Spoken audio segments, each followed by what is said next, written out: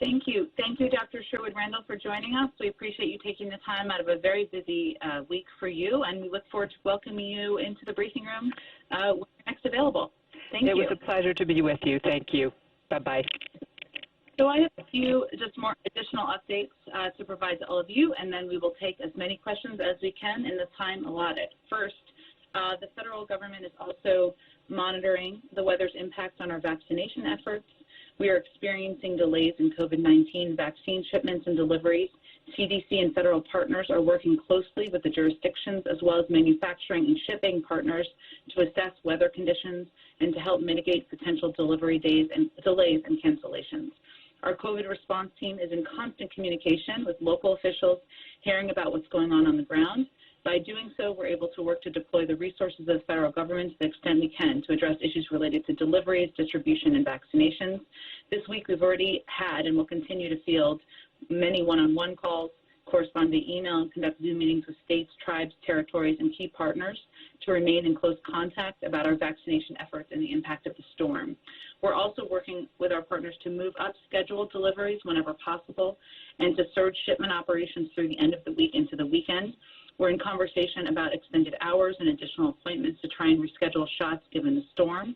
Our goal is to ensure vaccine distribution across all jurisdictions is as stable and equitable as possible through this program, and we continue to work closely with jurisdictions and pharmacy partners to achieve that goal.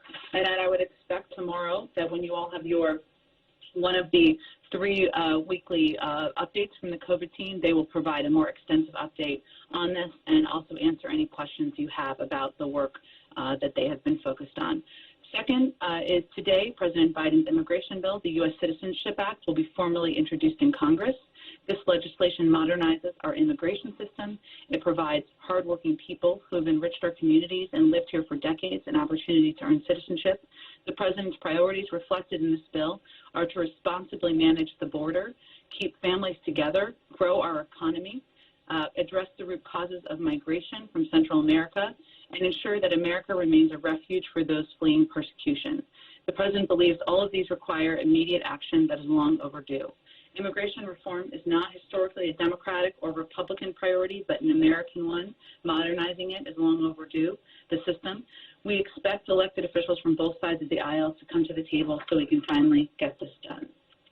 I also wanted to note numbers out this morning on new unemployment claims. Jobless claims increased, and for 48 weeks in a row now, new regular unemployment claims have outpaced their pre-pandemic high. Combined with stalled job growth over the last 3 months, we have a clear picture of the trouble our economy is in and the financial pain being felt by millions of Americans. Economists, experts, and leaders across the political spectrum have come out in support of the rescue plan because they know it's the best tool we have to get us through this economic storm, create millions of jobs, and get Americans back to work.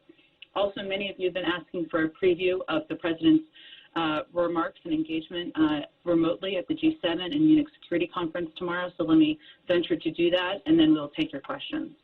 Tomorrow morning, or I will take your questions, I should say. Tomorrow morning, President Biden will join fellow world leaders at a virtual gathering of the G7. This will be the first gathering of G7 leaders since April of 2020. This virtual engagement with leaders of the world's leading democratic market economies will provide an opportunity for President Biden to discuss plans to defeat the COVID-19 pandemic and rebuild the global economy. President Biden will focus on a global response to the COVID pandemic, including coordination on vaccine production, distribution, and supplies, as well as continued efforts to mobilize and cooperate against the threat of emerging infectious diseases by building country capacity and establishing health security financing. In January, on President Biden's first day in office, he announced that the United States would re-engage with the World Health Organization to strengthen global health. His first national security memorandum was focused on COVID-19 and the relationship between a safe and secure United States, defeating COVID-19, improving global health, and advancing domestic and global health security to prevent, detect, and respond to future biological catastrophes. The administration has pledged the United States will join the COVAX initiative to purchase and distribute vaccines globally and through a multilateral mechanism. These global efforts reinforce the President's progress to address the COVID pandemic at home, including increasing the pace of vaccinations, instituting public health measures for safe travel, and providing schools with scientific guidance for safe operations. President Biden will also discuss the global economic recovery, including the importance of all industrialized countries maintaining economic support for the recovery and collective measures to build back better. As we build back better, we must ensure that the recovery is inclusive and benefits all workers, including women and members of historically disadvantaged groups and all parts of our country. He will also discuss the need to make investments to strengthen our collective competitiveness and the importance of updating global rules to tackle economic challenges such as those posed by China. Finally, President Biden and other leaders will also discuss a robust agenda of measures to address the global climate crisis, a key priority for the administration. The February 19th virtual engagement will be hosted by Prime Minister Boris Johnson as part of this year's UK's G7 presidency and head of the planned G7 summit in June of 2021. I will stop there. With that, I'm happy to open it up and take your questions. And I want to take as many as possible. So we always love follow-ups, but we want to get to as many people as possible as we have an opportunity to do this virtually today. So, Art, we're ready to open it up. As a reminder, if you have a question, please press 1, then 0. Once again, if you have a question or comment, 1, then 0. Zeke Miller with Associated Press, you're open. Hi, Zeke. Sorry, Zeke, press 1, 0 again. You might have took yourself out.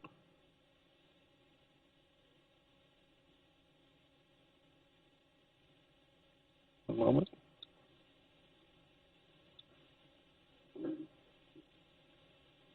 Once again, Zeke, if you're still on, please press 1, 0.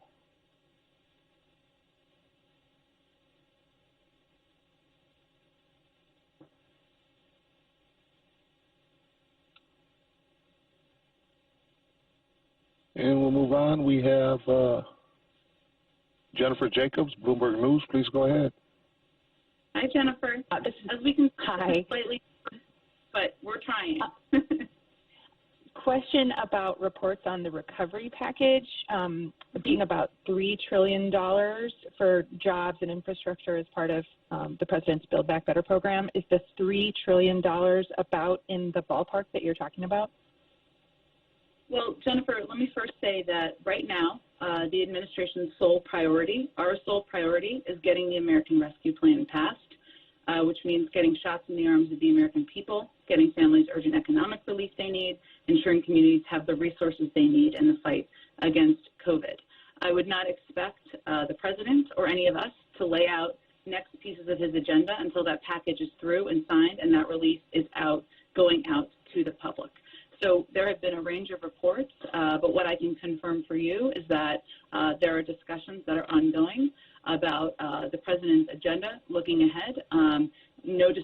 No final decisions have been made, and we're certainly not at the point where we are either finalizing or previewing his future proposals.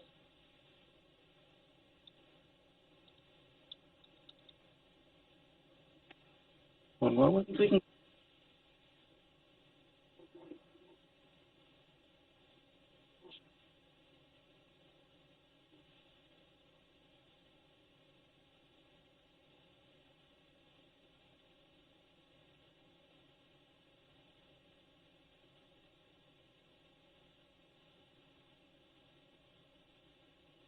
Did we open it up to the next question?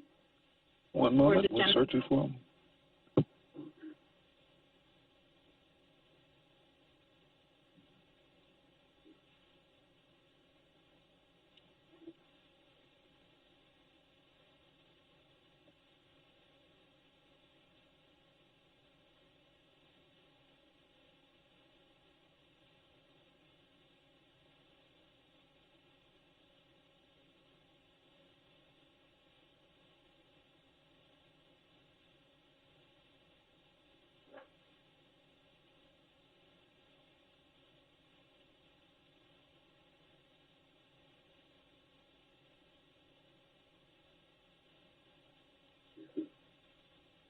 Are we waiting for somebody to ask a question, or are we having a technical issue?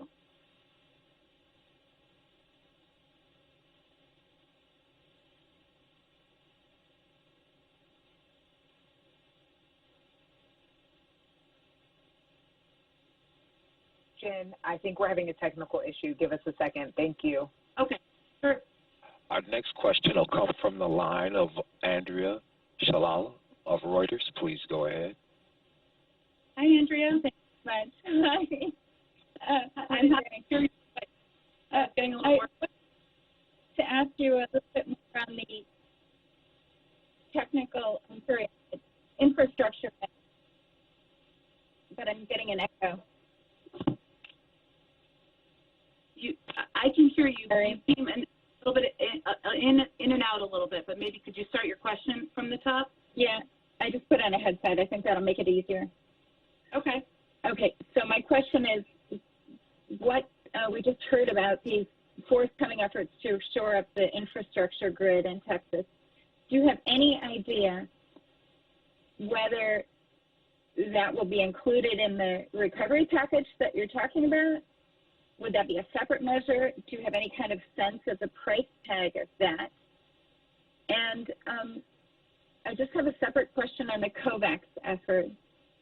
Sure. So there is a waiver that has been proposed by India and South Africa that would temporarily suspend intellectual property protection to ensure that vaccines can get to places in developing countries. Is that something that the United States supports? It was blocked by the previous administration. Well, let me first say on COVAX that I expect we'll have more news in the next 24 hours on our engagement and contributions to the overall global effort. But our commitment is to work with and through COVAX to ensure that we are both, there is equitable distribution of vaccines and funding globally, and also that there is a standard through which these vaccines are considered and distributed. I'm happy to talk to our team about that specific waiver, but again, I just wanted to reiterate that we are planning, we are committed to working through COVAX, and we'll have more on our contribution to the global effort in the next 24 hours. I believe there's also going to be a call later this afternoon to outline that in more specific detail. On your first question, can you just say that one more time? I apologize.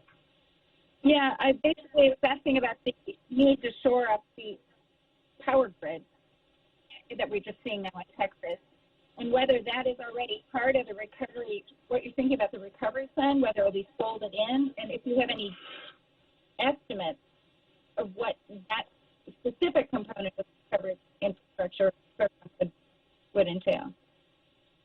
Well, I would first say that, again, our sole priority right now is getting the American Rescue Plan passed. There is still more work to be done on that front. We have our foot on the gas, and we are remaining engaged with Democrats and Republicans on the Hill about moving that forward. It is not on the president's desk. It is not signed, and that release is not in the hands of the American people. At the same time, there are ongoing discussions internally and with stakeholders in consultation about what the agenda looks like, the president's agenda looks like moving forward. But no final decisions have been made, and so I'm not in a position naturally to preview that. But I wouldn't expect that we will preview anything, or you'll hear the president talk about it until the American Rescue Plan is passed. In terms of your question about Texas, as Dr. Sherwood Randall conveyed, clearly, there is a need to assess and take a look at how we protect and support critical infrastructure across the country, including our national energy grids, and ensure that we are better prepared in the future. There's plenty of time to have that conversation. Right now, our focus is on working every lever that we have at our disposal through the federal government to get relief to the people of Texas. So I don't have anything to preview for you other than to convey that our focus is on the emergency at hand, and that is what we are putting our internal and interagency efforts on. Jen, can I just follow up? Has the President reached out to Governor Abbott and asked him to try to fix the facts in terms of cause crisis? I apologize, Andrew. You're kind of coming in and out. Can you just start that again? I heard Governor Abbott, but I didn't hear the rest of the question. Okay. Has the President reached out to Governor Abbott to ask him to stick to the facts on the cause of the crisis? The President spoke with Governor Abbott, I believe it was 2 days ago, and conveyed his commitment to helping utilize the resources available from the federal government to help the people of Texas. We are engaged at many levels, as Dr. Sherwood Randall conveyed, with governors, with members of their teams, with FEMA, with local authorities to ensure that relief is getting into the right hands and into the right communities, but I don't have an additional call to read out for you now. Thank you. Our next question will come from the line of Nancy Cordes of CBS News. Please go ahead. Hi, Nancy. Hi, Jen. How are you? Thank you for doing this remotely. My first question is about the immigration bill, and I know you addressed this a little bit yesterday, but what's the White House take on the pros and cons of passing parts of the immigration plan instead of doing it in one fell swoop? A number of these congressional Democrats seem to be very open to the possibility of doing it in a piecemeal fashion. Sure. Well, first, the bill being introduced today represents much of President Biden's vision, which includes addressing some key components of what he feels needs to be modernized in our system, including providing an earned path to citizenship, which includes, of course, Dreamers, responsibly and effectively managing our borders, investing in smart security, and addressing the root causes of migration from Central America. He feels each of these components are vital and imperative to address our outdated immigration system. Now, he also, having served in the Senate for 36 years, is no stranger to the process of a bill becoming a law, and he is looking forward to working directly with members, hopefully both parties. Immigration reform, I should say, has not historically been a Democratic or Republican issue, to determine what the path forward looks like. And he is all too familiar, or very familiar with the fact that a bill proposed does typically not look like the final bill signed, but it is just being formally proposed today. We are eager to work with Democrats, Republicans, members of the CHC, others who have been working passionately on these issues for a long period of time. And at this point, he's just looking forward to having a bill to sign at his desk. Thanks. And then what is the White House take on this concern that has been voiced by some House Democrats like Henry Cuellar or Vicente Gonzalez, that if you put out something this ambitious this early, that it's first going to motivate a surge of migrants to try to come here, and also open up President Biden to attempts by Republicans to try to paint him as soft on immigration? Well, I would say on the fact that the president put forward, felt it was a priority to put forward an immigration bill on his first day in office, just reflects his own commitment to modernizing an outdated system, and also taking every step he can to move forward from the chaos, cruelty, and confusion that was created by the immigration policies of the last 4 years. That's not a position or an approach that's being done through a political prism, but through a moral prism. What is right for the country, what is right for the millions of immigrants who are living in the shadows, and frankly, what is right for our security at the border, and what is right for addressing the root causes that led to the crises at the border that we have seen over the course of the last several years.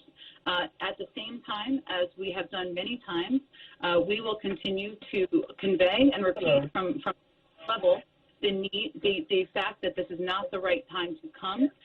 We don't have the systems in place, we don't have the policies in place, we don't have the laws in place or the processing in place at the border to consider a wave of people fleeing their countries. This is a priority. We're eager to get it through, and we're also going to take additional steps, as you've seen from the Department of Homeland Security and their efforts to increase processing through executive actions to inject some morality into this system, but this is not the time to come. We are eager to move forward with this as quickly as possible, and him proposing it on the first day, moving it forward within a month, is a reflection of that priority. Thanks, Jen. Thank you, Nancy. Our next question will come from the line of Francesca Chambers of McClatchy. Please go ahead. Hi, Francesca. Can you hear me? I can. Okay, great. Thank you. Thanks, Jen, for doing this. So 2 questions related to the disaster relief aid and then something on another topic. I guess I can take them separately to make this easier. Is there federal assistance or aid available to municipalities who previously paid or are paying high gas prices for natural gas? Or does that assistance depend on a state request? For instance, the state of Missouri, would they have to make that request for a municipality? And then on a related topic, Liz Sherwood-Randall had mentioned a request from Louisiana for disaster relief aid, but what about the other states that have been affected and whose governors the president spoke with earlier this week, such as Kansas or Kentucky? Have they requested aid, and if so, when could they expect to get that? Sure. Well, Francesca, I would say typically how it works is that states request, or in coordination, of course, a declaration of an emergency, a disaster declaration, and we work closely with them at the federal level to do exactly that. We have been sharing with all of you our engagements on a daily basis, so you all are kept abreast of those conversations, but I would certainly point you to some of the state governments on what their needs are and requests. And what they've been requesting specifically of the federal government to ensure it's helping provide the assistance to the people in their states that's needed during this difficult time of the storms. It's an excellent question about municipalities. I will have to follow up with our Homeland Security team on that specific technical question, a good one, but maybe we can connect you with them directly after the briefing. Okay, and then on another topic, the Vice President said today that she views the number of women leaving the workforce as a national emergency. Does the President share the Vice President's view on that? And if so, does he plan to make a national emergency declaration and take action to address the declining number of women in the workforce aside from the stimulus package that he's presented to Congress? Well, Francesca, I would first say that this is something the President and Vice President have discussed, and he has raised in a number of meetings I have been in with him, his concern about the impact of the dual crises of COVID-19 and the economic downturn on women in the workforce. As you well know, it is not just about women who are leaving the workforce now. It is about what the impact will be in future years if there are women taking themselves out of the running for moving up the corporate ladder, out of the running for seeking PhDs, for getting law degrees, women taking themselves off of the front lines of essential industries like healthcare work.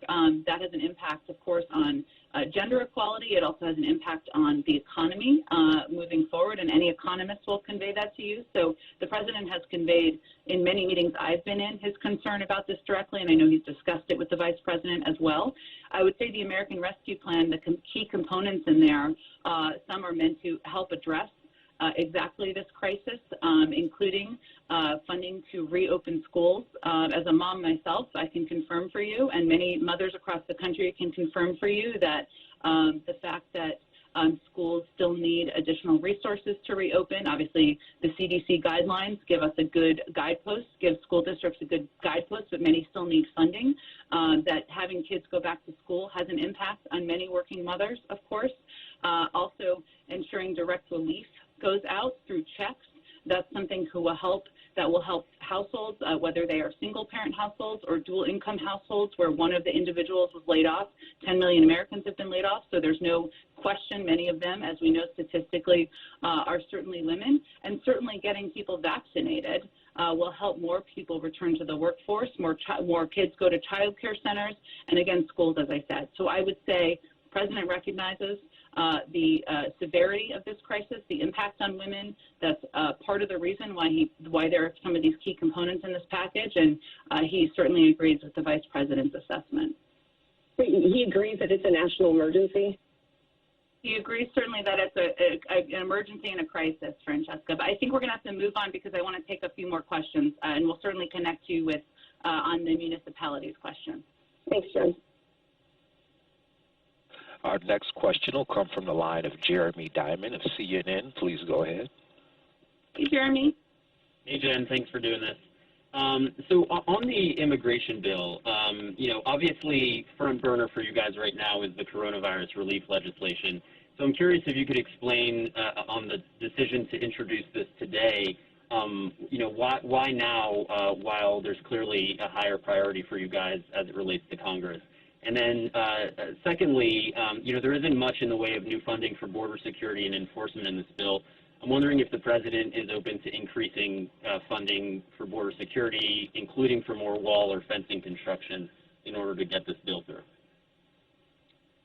Well, first let me say that the president introduced, or I should say, announced his plans to introduce this package, to work with Congress to introduce this package on his first day in office, because he believes that modernizing our immigration system is an absolute priority for the country, and that we are able to, members of Congress are able to move forward in negotiating the components of the package and what it will look like in a final package, even while we are pushing forward on our effort to get the American Rescue Plan passed. And as you all know, Jeremy, and many people on the phone know, there are negotiations that will need to happen.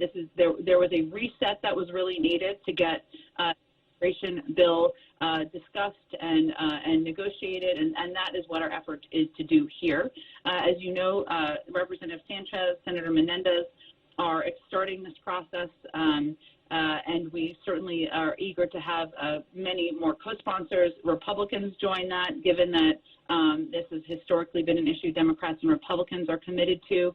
There is, of course, funding in here. One of the key components of the bill is investing in smart security at our ports of entry and doing it in a way that's actually effective. The funding, the entire strategy of the last 4 years was to do funding for a wall that was not effective in securing our border, was not effective in providing a pathway to citizenship, obviously, was not effective at addressing the root causes. That is not our strategy. But there will be a discussion and negotiation. We certainly understand that the sausage that comes out of the machine on the other side will look different from the sausage that's introduced today. We're supportive of that, and we'll look forward to working with Congress to get the bill moving forward.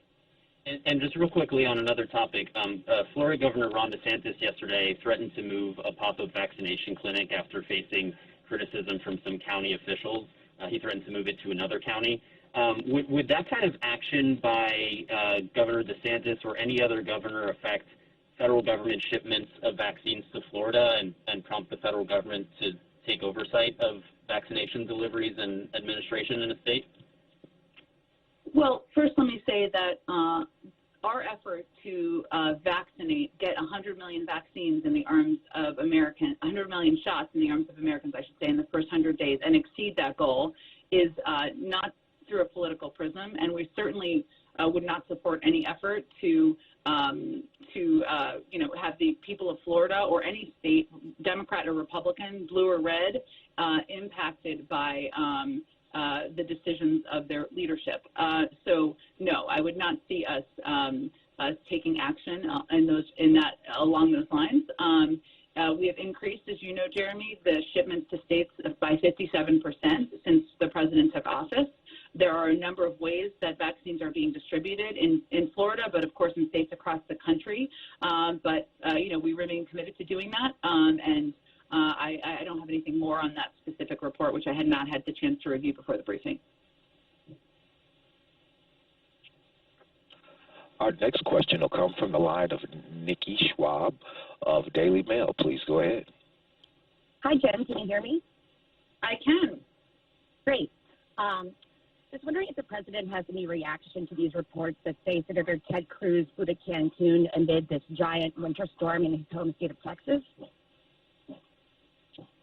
Well, I don't have any updates on the exact location of Senator Ted Cruz, nor does anyone at the White House, but our focus is on in working directly with leadership in Texas and the surrounding states on addressing the winter storm and the crisis at hand, the many people across the state who are without power, without the resources they need, and we expect that would be the focus of anyone in the state or surrounding states who was elected to represent them. But I don't have any update on his whereabouts.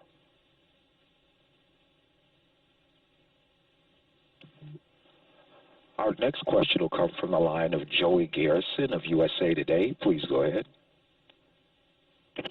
Yeah, Jen, thanks for taking this call. Can you hear me? Sure. I can. Yeah. Hi, Joey. Hey, how are you? Republicans increasingly are jumping on the reopening schools issue for the 22 midterm elections, trying to blame Democrats and Joe Biden for the reason, as parents' children aren't in school. What's your reaction to that? What's pretty openly a line of attack right now, and do you think that's a fair line of attack right now, as you're looking ahead towards the midterms? Well, let me first say on the political front that no polling I have seen has shown that is effective.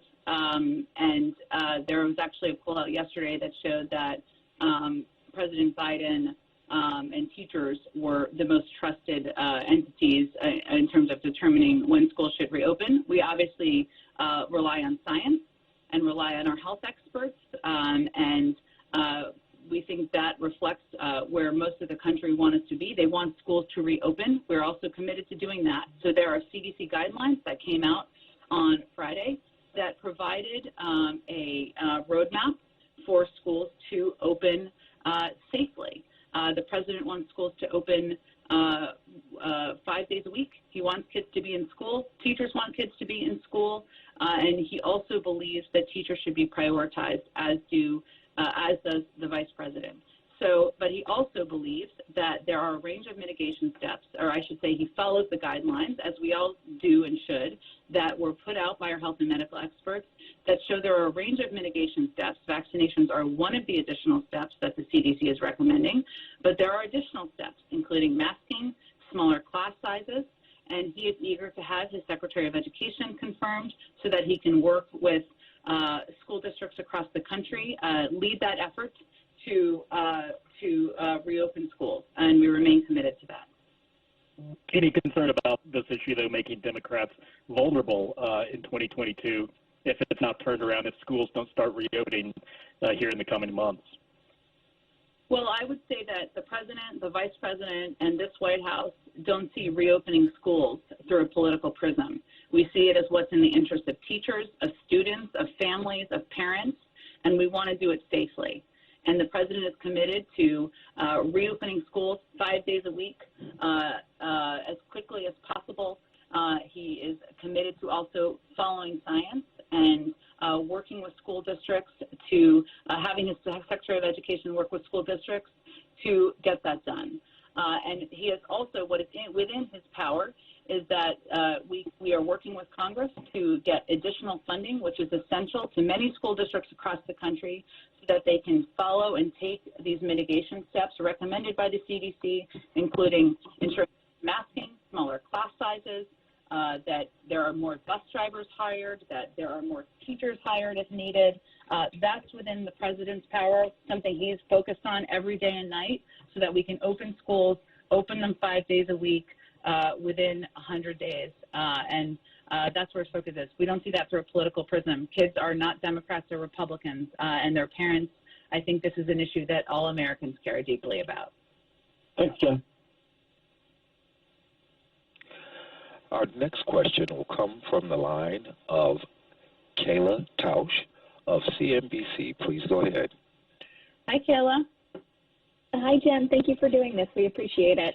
I have two questions, one domestic, one foreign. The first is on the economy. This week we saw retail sales and inflation data that were unexpectedly strong. I'm wondering how the White House is factoring that data into the size of the rescue package and whether $1.9 trillion would, as some critics say, overheat the economy. And then my foreign question, which I'll just go ahead and ask, is that Iran has said it will stop allowing SNAP inspections by the IAEA beginning on Monday if parties to the nuclear deal don't take their own steps toward full compliance. Does the president see this as motivation to engage with Iran sooner rather than later? Well, let me take the second question first, if that makes sense. Iran is a long way from compliance. Our focus is on working with our partners and allies to engage and coordinate on a range of issues, including the future of the Iran nuclear deal. Secretary Blinken has a meeting with his E3 counterparts later this afternoon, and I would expect the State Department would have a readout from that meeting. But certainly our Our focus is, of course, on preventing Iran from acquiring a nuclear deal, but they are a long way from compliance, and our focus is also on working with our partners and allies. On our priority, I should say, Kayla, on the economic question, I know a number of our economic experts, including our Secretary of Treasury, has answered this question. But I will say that most economists will tell you, and most economic data will show that we are crawling out of a massive hole, and we're crawling out too slowly, and that what is essential is to ensure that we have we put in of course stimulus into our economy to help expedite that, and that is part of what this package will do by providing direct relief to the American people, by reopening schools, which will have a huge impact on working mothers and parents across the country, by getting vaccinations in the arms of the American people. Most economic data and studies have shown that this package will have a significant impact on that, and that we still have a long way to go in our recovery, so it is essential at this point in time. Thank you. Appreciate it. Sure. Our next question will come from the line of Peter Alexander of NBC News. Please go ahead. Hi, hey, Peter. Jen, thanks for hosting us. Sorry we can't do it in person. You sort of hit on this a bit, but I just want to sort of drill down a little bit on the immigration announcement today and what specifically is the strategy for this White House to get this immigration bill passed right now? Will you bring Republicans here to engage them in the process? Would you do it through reconciliation? How are you going to get something this big done? Sure. All great questions, Peter. I think we're not quite there because today is the day that the bill is being proposed. Obviously, Senator Menendez, Congresswoman Sanchez will be key leaders on the Hill to determine, in coordination with us, the next steps forward. But right now, we are eager to communicate about what is in the package, why the key components, why all of the components are pivotal pieces of the package. And in terms of the mechanism or the timeline or the mechanics, we're happy to have that conversation in the weeks ahead. But today, the bill is just being officially introduced. Thank you. Our next question. I'm just going to take two more questions, and we'll, of course, do this again tomorrow, but I just have a bit of a hard out coming up. But go ahead, whoever's next. Our next question will come from the line of Matt Visser of the Washington Post. Please go ahead. Hey, Jen, thanks for doing this in an unusual circumstance. We know from earlier that Biden spoke with governors on Tuesday about the weather conditions. Most of his visibility, though, has been on another disaster of COVID. Can you highlight a little bit just how hands-on Biden himself has been with the natural disasters, if he's briefed hourly, daily, if he has any plans to visit any of these states or plans to say anything more broadly about it at this time? Sure. I will say that the president is kept abreast of the developments in Texas and the surrounding states and receives updates every day, but more than once a day. It is certainly a focus, and ensuring that the people of Texas, the people of the surrounding states have the resources they need is something that he raises in meetings frequently and has over the past couple of days. In terms of whether he will visit, I think as you well know, Matt, one of the factors to consider here is what the impact is, the footprint, right, of a presidential trip. It can take up resources, it can take up, the time and energy of police and security, and so those are factors that we consider as we determine when and where he will visit. But he is in the White House today, of course, that's where he lives, but he is, I should say, working today, receiving updates today. I expect he would receive several updates from his national security team, and he is focused on and has directed his team to provide him, ensure he's updated, but also make rapid decisions and be responsive to the specific needs of the states as they come up during this difficult time. Thank you. Okay, I'll take one more question, and then we'll do this again tomorrow. Well, a different version of this, but. Our next question in queue will come from the line of Mr. James Rosen of Sinclair Broadcast Group. Please go ahead. Thank you, Jen. Can you hear me all right? I can. Hi, James. Jen, thanks for expanding the call today, and it's nice to be back with you, if only by telephone. I just wanted to follow up on the comments of Liz. To have the Deputy National Security Advisor brief us on the Texas grid collapse, you know, it's not just the immediate logistical issues that she's grappling with. I want to ask about the nexus between energy policy and national security. As you know, Republicans in Congress and in the energy sector have been pointing out that according to data from the U.S. Energy Information Administration, the U.S. achieved one of the core benchmarks of energy independence in 2019. That was the first year since 1957 that the U.S. produced more energy than the country consumed. And that's one basic definition of energy independence. And they claim, or they argue, that the policies being pursued by the Biden administration will sacrifice those gains. How do you persuade the American people that U.S. national security can be safeguarded by this transition to a green economy, which, of course, has never been fully developed anywhere relative to our scale? Well, James, you know, in this White House, we like to follow the facts and also rely on experts, as you know. And I would say that, you know, officials at the Electric Reliability Council of Texas, which operates the state's power grid, have said that the failures in wind and solar were the least significant factor in the blackouts. And there have been a range of reports that have suggested otherwise, inaccurately, but that's not accurate, according to the Electric Reliability Council of Texas.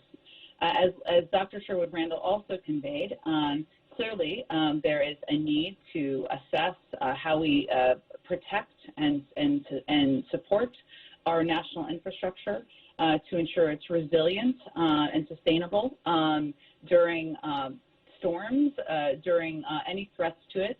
And there is, of course, plenty of time to do that, and it is a priority for this administration. But right now, our focus, the president's focus, is on ensuring that the millions of people, or the many, many people across these states that are impacted, are receiving the relief and assistance they need. So we will have those policy discussions, but we are focused on the emergency at hand at this point in time. Thank you, everybody, so much for joining the briefing. I really appreciate your flexibility and getting through the technical details, and I'll look forward to talking with all of you tomorrow.